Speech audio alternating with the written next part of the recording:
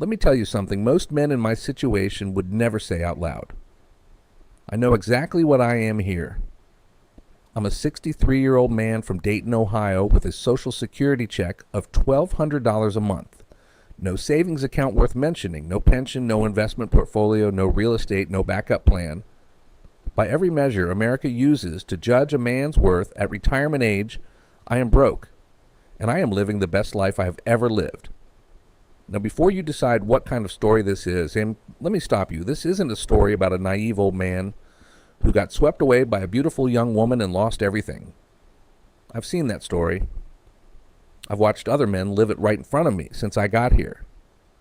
Watched them hand over everything they had to something they called love and couldn't explain with a straight face. I'm not that man. I know exactly what's happening around me. I know what I am to the women who are interested in me here.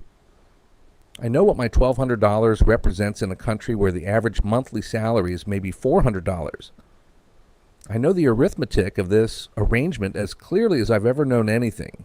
The problem, and this is the part that keeps me up some nights now, is that somewhere in the last 8 months, something started happening that I did not plan for and did not budget for. And it's not the money I'm worried about losing. It's something harder to quantify than money, but we'll get there. First, let me tell you how a man with zero savings ends up here, living on $1,200 a month in Thailand, and why, even knowing everything I know, I would not go back. I'm Ray, grew up in Dayton, Ohio, working class family. My father drove a delivery truck. My mother worked in a school cafeteria. We weren't poor, but I never once heard my parents talk about investments or retirement accounts or building wealth. Money in our house meant, do you have enough for this week? I absorbed that. I spent my adult life in a pattern that will sound familiar to a lot of people watching this. Work, pay bills, repeat. Not because I was irresponsible exactly, because I was never taught to think further ahead than the next month. The concept of compound interest, of maxing a 401k, of building a portfolio, these were things I understood existed somewhere. The way I understood that some people owned yachts. It didn't feel like it had anything to do with my life.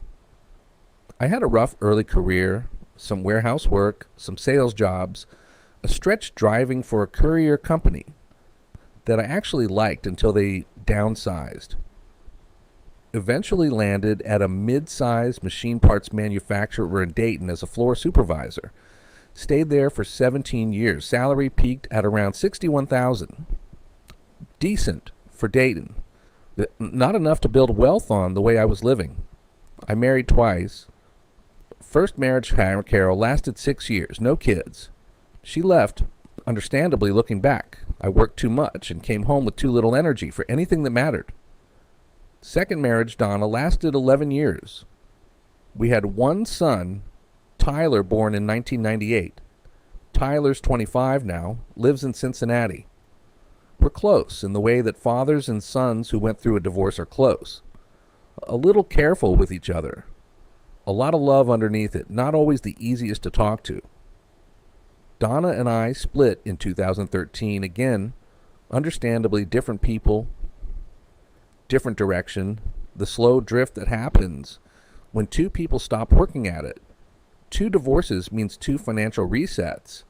The first divorce in 1994 left me with basically nothing because we had basically nothing to begin with. The second divorce in 2013 was more significant. We split what we had, which wasn't much. A modest house worth about $130,000, some shared debt, a small joint savings account. After the settlement, I walked away with approximately $18,000 in cash and no retirement savings to speak of. I was 50 years old with $18,000 and 12 years left before I could retire. I want to tell you about those 12 years honestly, because they matter to where this story goes. I did try. From 2013, I genuinely tried to build something. Started putting $150 a month into a 401k through the plant. Occasionally bumped it to 200 when overtime was good. 12 years of contributions at those levels with some market growth. Approximately $44,000 by the time I turned 62. Not nothing, but not a retirement. And then in the spring of 2021, the manufacturer announced they were moving operations to a facility in Tennessee. Dayton location was closing. Most of us were given the option to relocate or take a severance package. I was 58. Moving to Tennessee to work for 2 more years before everything closed there too didn't make sense. I took the severance, $11,000 after taxes. That brought my total to approximately $55,000 in the 401k and savings combined. I picked up some part-time work, security guard, a little warehouse consulting, made not career-level income that charged $28,000-$30,000 a year, enough to pay rent and eat, not enough to save meaningfully. By the time I turned 62 in March of last year, my total financial picture looked like this. 401k, approximately $44,000. Savings, approximately $9,000. Total, $53,000. Social Security eligibility, active. I could start collecting immediately. Estimated monthly benefit at 62, $1,210.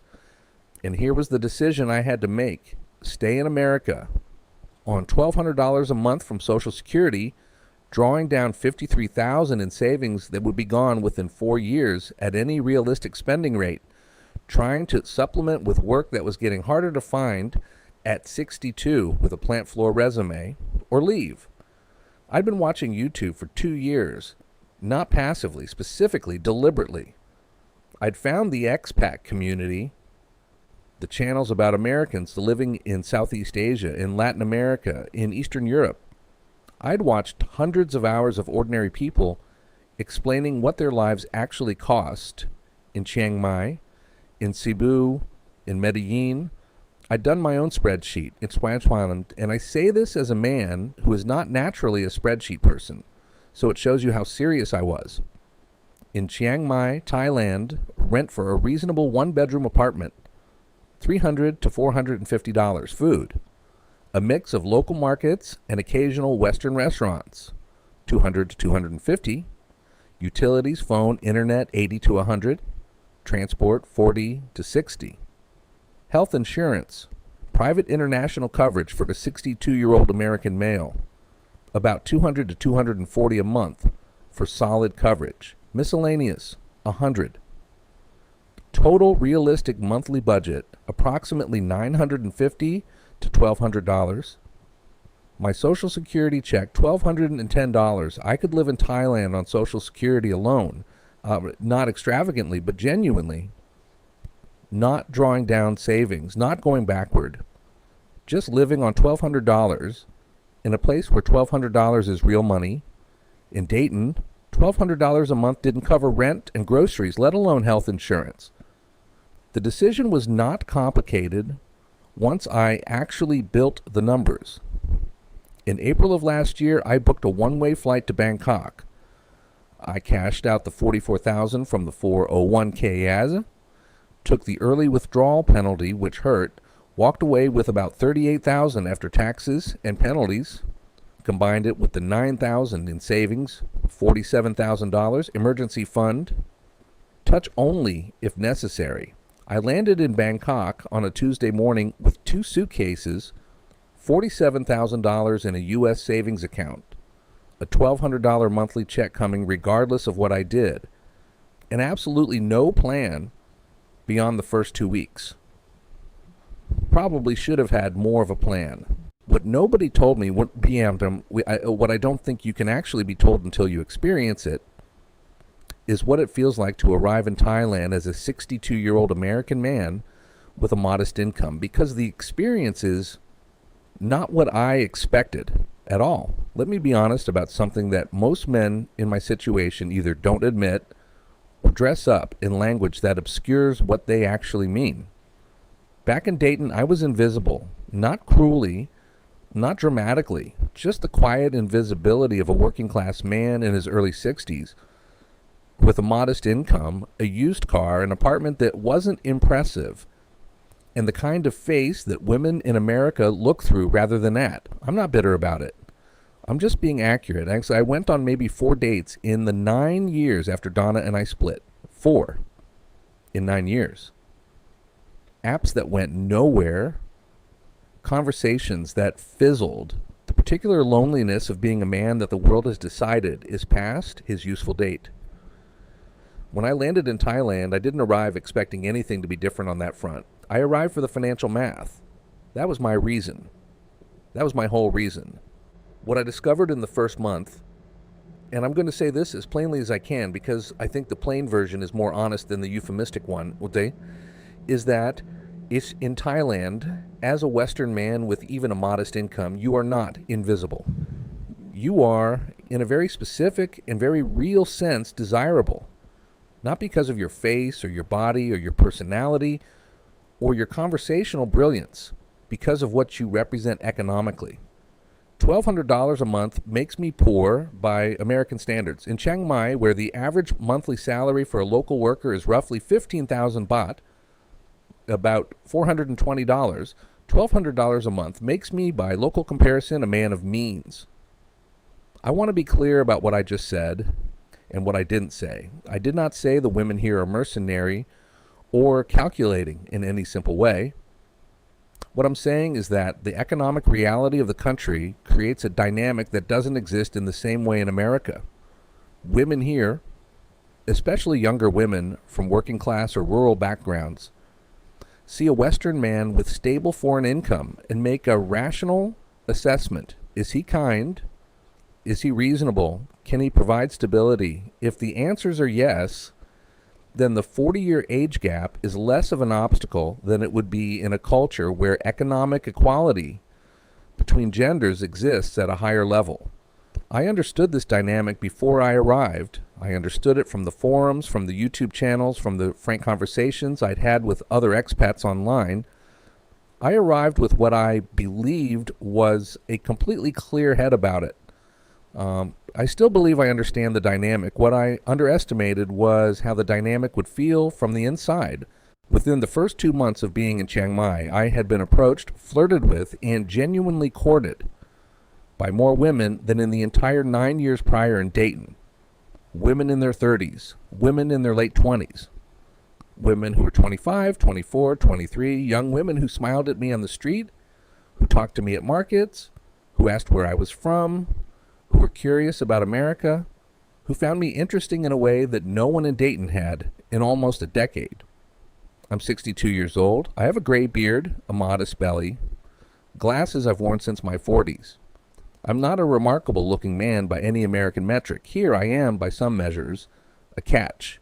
I knew why. I held on to why constantly, the way you hold on to the railing on a wet deck. But I also want to be honest. It felt good. After 9 years of Dayton invisibility, it felt unreasonably, embarrassingly good. And I told myself, and I want you to watch me tell myself this, because it matters later. I told myself that as long as I kept knowing why, I was safe. That's what separates me from those other guys. I know what this is.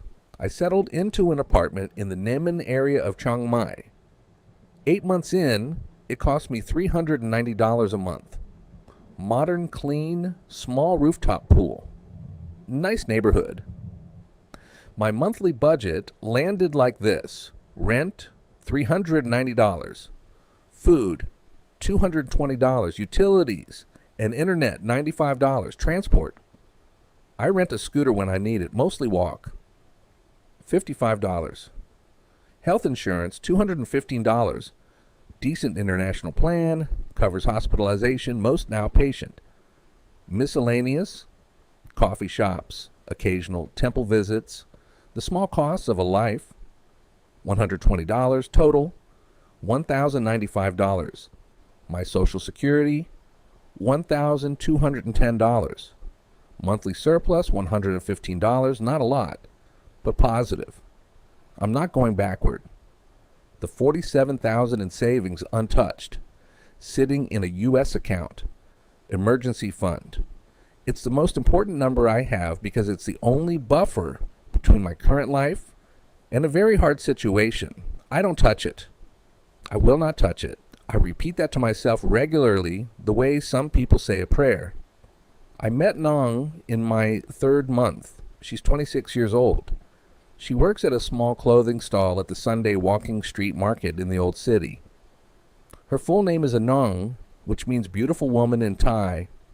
She told me this with the slight eye roll of someone who has answered that question 100 times and has made peace with it. She's from a small town in Chiang province, about 3 hours north.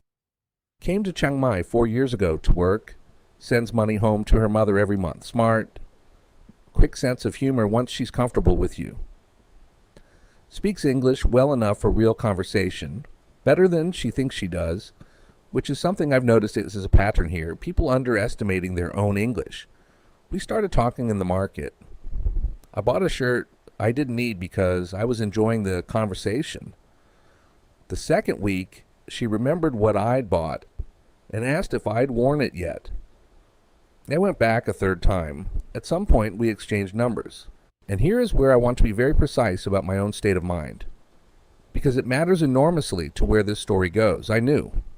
From the very beginning of whatever this was between Nong and me, I knew what it was. I had read enough, talked to enough other expats, watched enough cautionary stories unfold in the forums I was part of to understand the basic architecture of relationships between Western men and young Thai women in this context. It was not random, organic, mutual attraction between equals.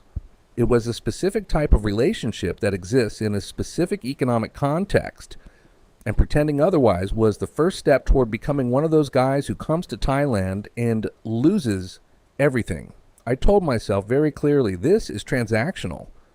Not in a cynical way, not as an insult to her, just as an accurate description of what was happening. She had something I wanted: company, warmth, the feeling of being seen by someone young and beautiful. I had something she found valuable: stability, foreign income, the ability to make her life and her family's life materially better. Both of us were getting something. Neither of us was pretending otherwise, or so I believed. For the first 4 months, that clarity felt like armor. It felt like I had cracked the code that other men couldn't crack. I was getting what I wanted. I knew exactly why I was getting it. And I thought that knowing would be enough to keep me safe. And then something small happened. Something so small I almost didn't notice it. And that small thing is what this whole video is really about. The first 4 months with Nong were, by any honest accounting, exactly what I told myself they were. She came by 2 or 3 times a week. We'd eat, and she'd cook sometimes, which I hadn't asked for, which I noted as a good sign about her character. We'd watch something, talk. The financial side was present from fairly early on, not in an aggressive way, not in a way that felt like a demand. She mentioned her mother's electricity bill had gone up. I gave her the equivalent of $15. She mentioned her younger brother needed new shoes for school. I gave her $20. Her Sunday market stall had a slow month. I helped with about $60 toward her rent shortfall. None of it was large. All of it was real. I checked what I could check, and the things I couldn't verify didn't feel fabricated. Over those first 4 months, I estimate I gave her a total of maybe $500 to $600. That's about $150 a month in what I'd call relationship expenses. More than I budgeted for, technically, but not catastrophic on a $1,200 income. It came out of the surplus and occasionally a small dip into a given month's grocery budget. And I want to be honest, I didn't mind. Not because I'd lost perspective, because I understood the exchange. She brought companionship, warmth, the feeling of not being alone in a city 10,000 miles from home. The financial support was part of the arrangement. I'd factored something like this into my mental budget. Not precisely, but conceptually. This is how it works here. Every expat knows it. The men who pretend it isn't happening are the ones who end up surprised. I was not surprised. I was informed. That's what I told myself. Around month 5, something small happened. I want to describe it carefully because I think the specific detail matters. It was a Sunday evening. Nong had been at the market all day and came over after her shift. She was tired, genuinely tired, the specific tiredness of someone who's been on their feet in heat for 8 hours. She sat down on the couch and put her feet up and didn't say anything for a few minutes.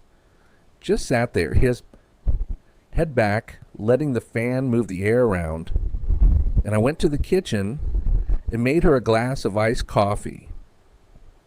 She takes it very sweet, way too sweet by my taste. And I brought it to her without her asking. She looked at the glass and then at me and said, "How did you know I wanted that?" And I said, "You always want iced coffee after a long Sunday." She looked at me for a moment, then she smiled. Not the smile she uses when something is professionally warm. A different smile. Something smaller and more private. And she said, "You pay attention." And I said, I suppose I do. And we sat there with the rain starting outside the window. I've thought about the moment more than I should have. I've thought about it more than I've thought about almost anything since I got here. And here's what scared me when I sat with it long enough. I wasn't thinking about the transaction. For the first time since I arrived in Thailand, since I met Nong, since I decided I understood what this was, I wasn't calculating anything. I was just glad she was there. I didn't say anything about that to anyone for about 6 weeks. I kept going. The arrangement continued the way it had been. The financial help continued at roughly the same level. The 2 to 3 visits a week continued. I went back to my forums. I read the threads the way I read them in my research phase. The warnings, the cautionary tales, the recurring stories of men who thought they were clear-eyed and discovered they weren't. And I read them differently now.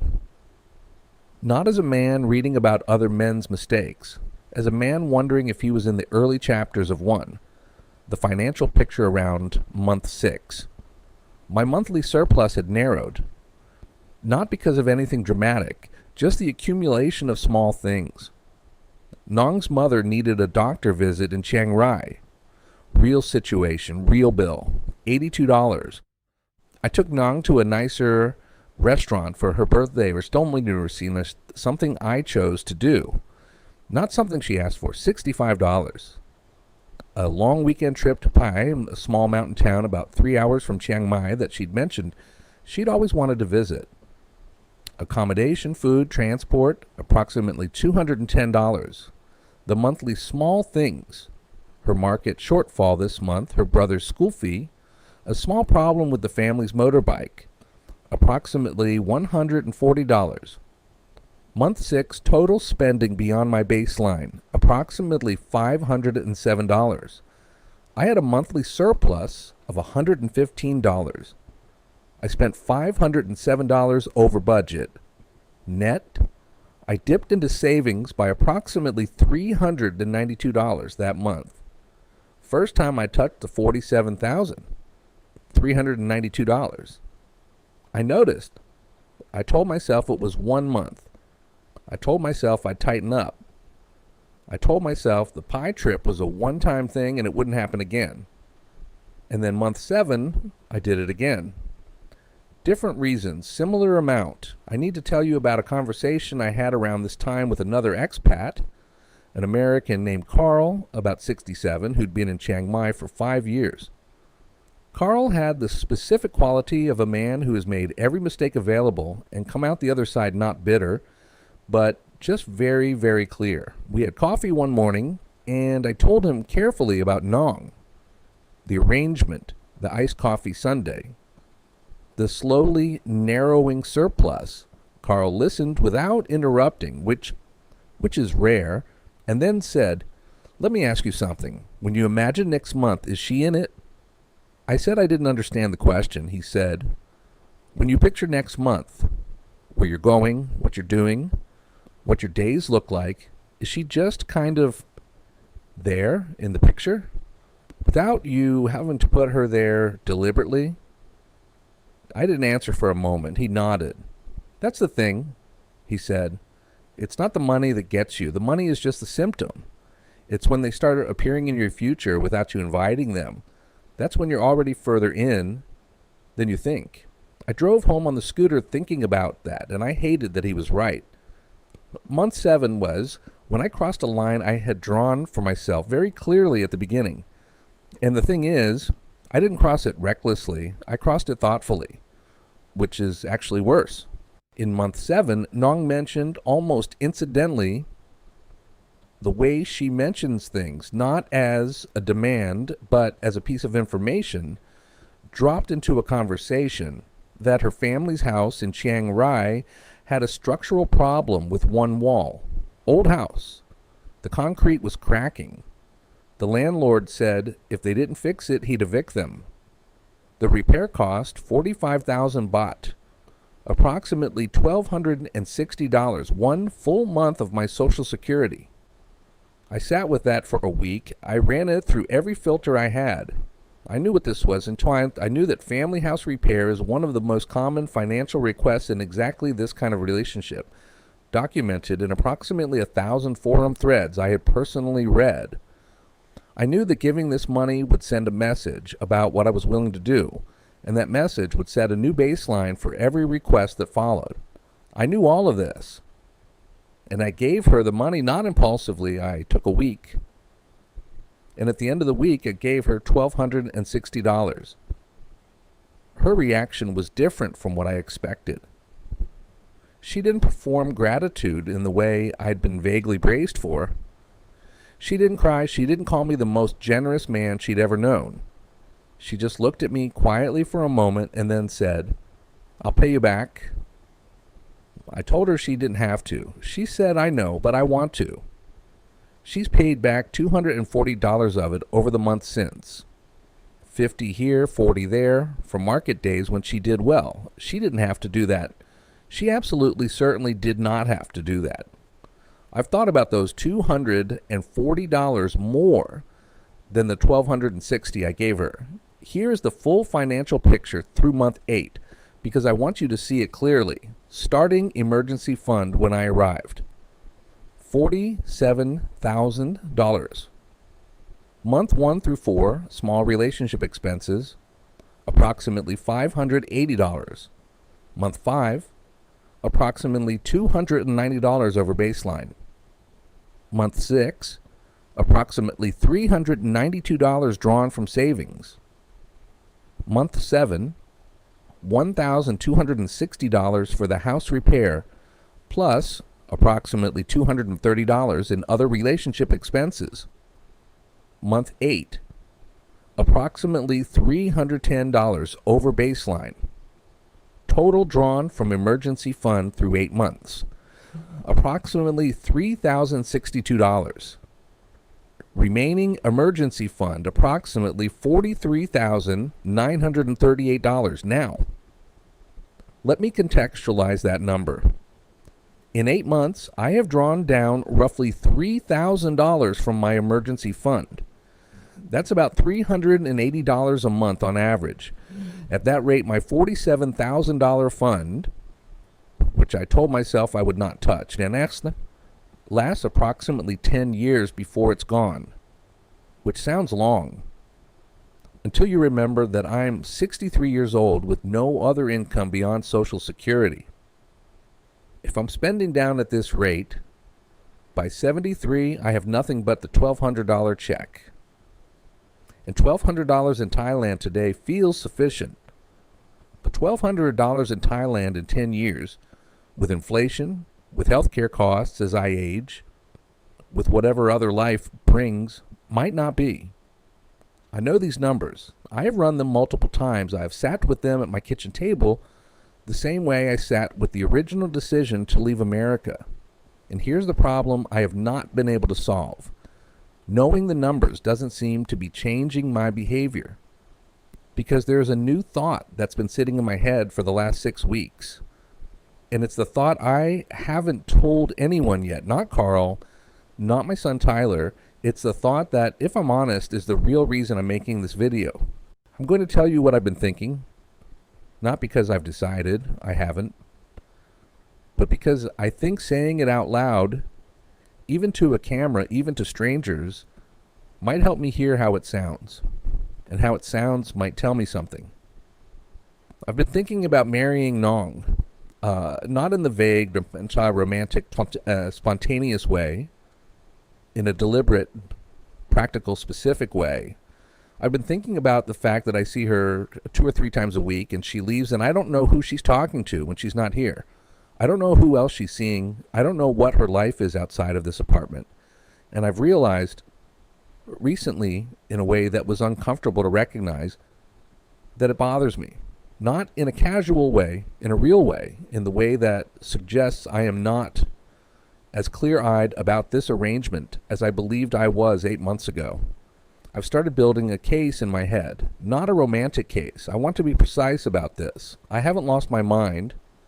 I've been building a practical case, a structured argument for why formalizing this relationship would be a rational decision, not just an emotional one.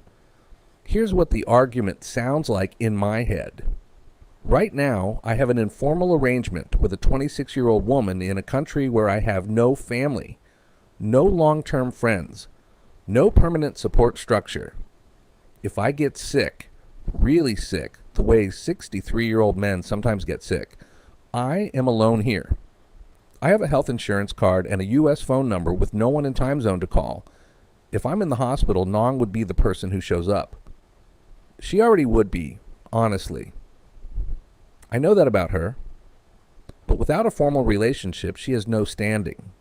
She's not my next of kin. She's not anyone the hospital's obligated to inform. A wife is a support structure. A wife is someone who is legally, formally, permanently in my corner. I find in a foreign country with no other structure, that's not nothing. That's actually something valuable. That's the practical argument. I've run it approximately 300 times in the past 6 weeks. And every time I get to the end of it, a different voice speaks up, a quieter one. The quieter voice says, Ray, you didn't used to need a practical argument to explain why you wanted something. When you wanted a second cup of coffee, you poured it. When you wanted to take the scooter to the waterfall, you went. The fact that you're building a case for this means part of you knows the case is cover. The case isn't why you want to marry her.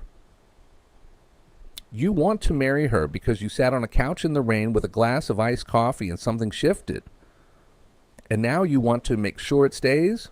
I've done the marriage math because I'm still me and I still need to run the numbers even when the numbers terrify me. In Thailand, a formal marriage between a Thai national and a foreign man involves in traditional practice a sin sod, a bride price paid to the family.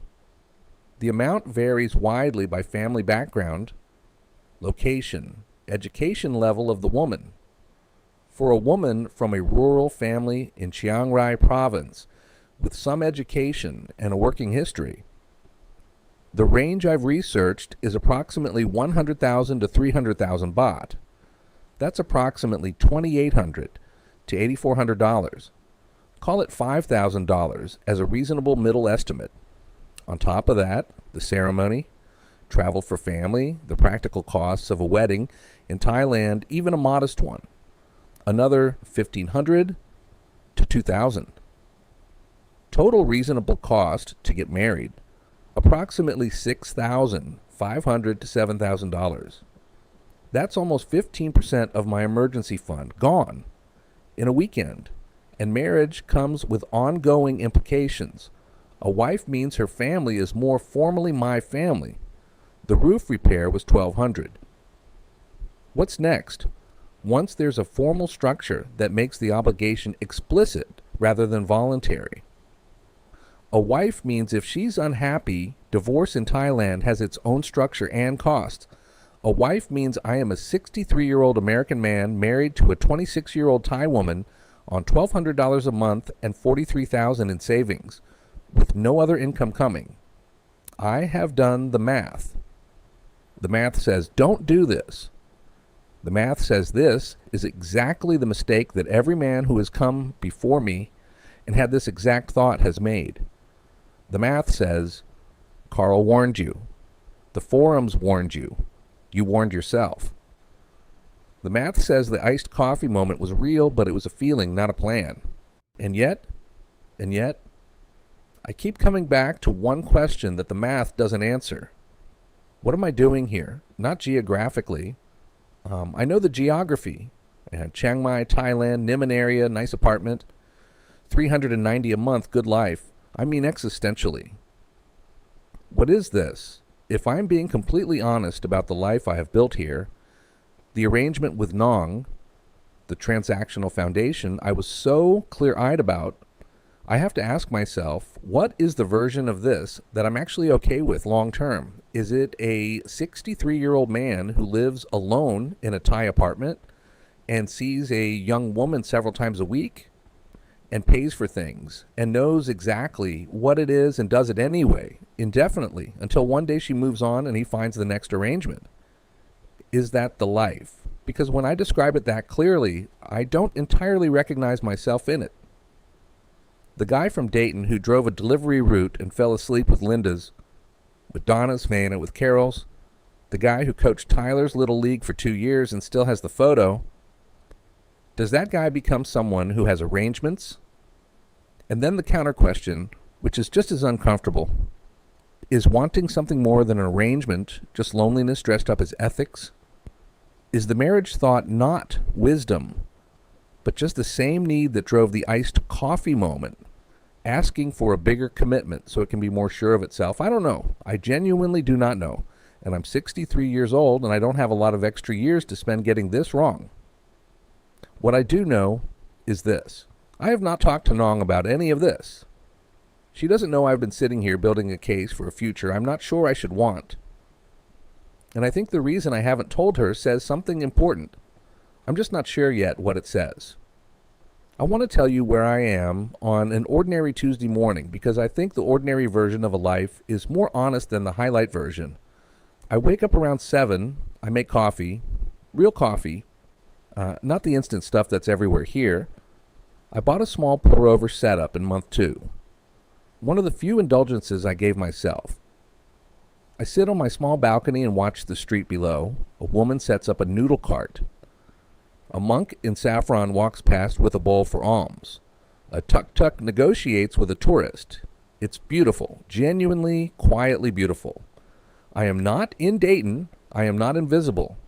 I am not counting down the days until a retirement I couldn't afford. I am here, present, in a life that costs me approximately $1,100 a month to maintain, funded by a Social Security check that in America would be a source of shame, and here is a source of freedom. By every practical measurement, I made the right call. The $1,200 that would have been humiliation in Akron is dignity in Chiang Mai.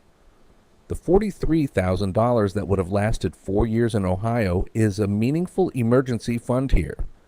Imperfect, slowly eroding, but real. The invisibility of being 62 in Dayton is gone. I'm seen here. Even if the reasons for being seen are complicated, even if the seeing comes with a price, I'm still calculating. Here's the honest summary of where I stand. Financially, monthly income, $1,210. Monthly baseline expenses, $1,095. Monthly surplus before relationship expenses, $115. Average monthly relationship expenses past 8 months, approximately $382. Average monthly deficit, approximately $267. Total drawn from emergency fund in 8 months, approximately $3,062.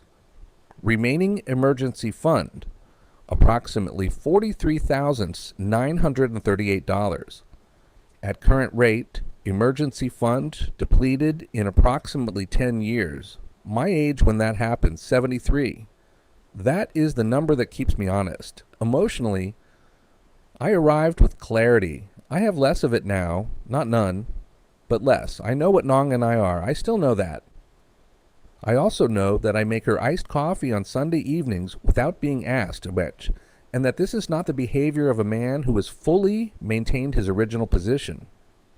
And I know that I've spent 6 weeks building a case for a marriage that the math says I cannot afford, because part of me wants to find a way to make something permanent out of something that was always supposed to be temporary. I haven't made any decision, not about the marriage, not about changing the financial pattern, not about what happens next. What I've done instead is make this video, which I think is its own kind of answer about where I am. Because the man I was when I landed in Bangkok 14 months ago was completely certain. He had a spreadsheet and a philosophy and a clear-eyed understanding of exactly what this was and what he was doing and why.